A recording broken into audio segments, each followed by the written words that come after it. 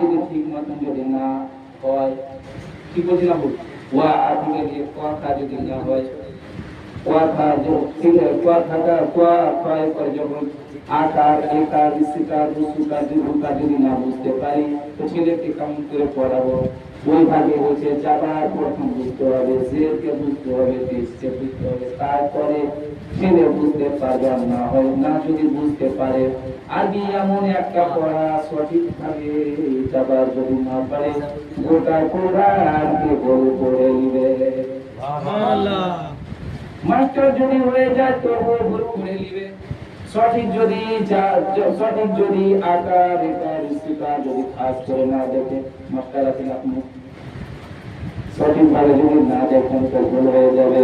আসেন মেরাজাম আল্লাহ পাক রব্বুল আলামিন বলেন, ইয়া আইয়ুহাল্লাযীনা আমানু সাল্লু আলাইহি ওয়া সাল্লিমু তাসলিমা। হে ইমানদার ব্যক্তিগণ, আল্লাহ এবং আল্লাহর ফেরেশতাগণ দুরূদ শরীফ পাঠ করেছে। ইয়া আইয়ুহাল্লাযীনা আমানু, এই আমার ইমানদার ব্যক্তিগণ, সাল্লু আলাইহি ওয়া সাল্লিমু তাসলিমা।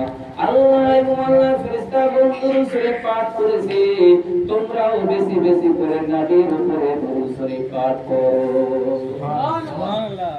জানেন আল্লাহ নামাজ পড়ে, নামাজ পড়ে, নামাজ পড়ে না। আল্লাহ রোজা রাখে, রোজা রাখে না।